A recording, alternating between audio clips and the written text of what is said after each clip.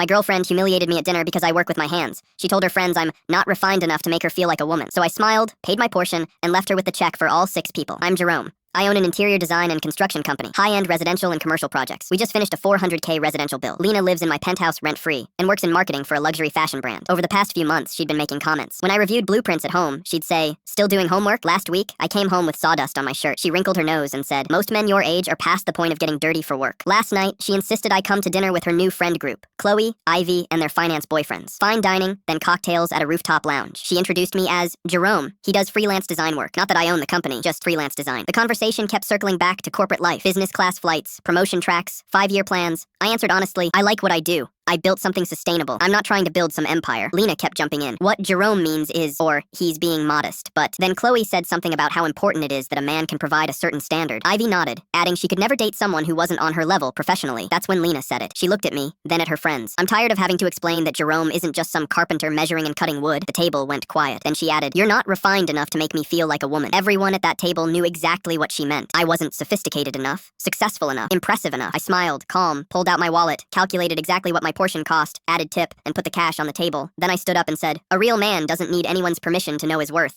I walked out, left her there with the check for all 6 people. She blew up my phone. 37 messages. 12 calls. "You're being dramatic." I was just venting stress. I blocked her on everything and threw myself into work. A few days later, I ran into Hannah at a coffee shop. We'd studied architecture and engineering together, lost touch after graduation. She's running her own HVAC consulting firm now. We talked for 2 hours. Before we left, she asked if I wanted to collaborate on a mixed-use development. I'm always looking for designers who understand how buildings actually work. We started having lunch regularly. She suggested me for her project. "Your portfolio is exactly what they need, and I trust you." Meanwhile, Lena tried different approaches. "I miss you. Can we go to couples therapy?" I didn't respond. Then one Saturday, I came home to find Lena at my door with a suitcase, eyes red from crying. "I made a mistake. We can fix this. This is about what you think of me, what you think of my work. I love what you do. I'm proud of you. You told a table full of people I'm not refined enough to make you feel like a woman." I was drunk. It wasn't real. Yes, it was. That's exactly why it came out. The elevator dinged. Hannah stepped out, laptop bag over her shoulder, blueprints under her arm, wearing jeans and work boots. Lena looked between us. "Who is this?" "This is Hannah. She's a mechanical engineer. We're working on a project together." "You're replacing me?" "With someone who..." She gestured at Hannah's work clothes. "Hannah respects what I do. She values craftsmanship. She doesn't think manual work is something to apologize for." I changed the locks that day. 3 months later, our proposal wasn't just accepted. The developer brought us on for 2 additional properties.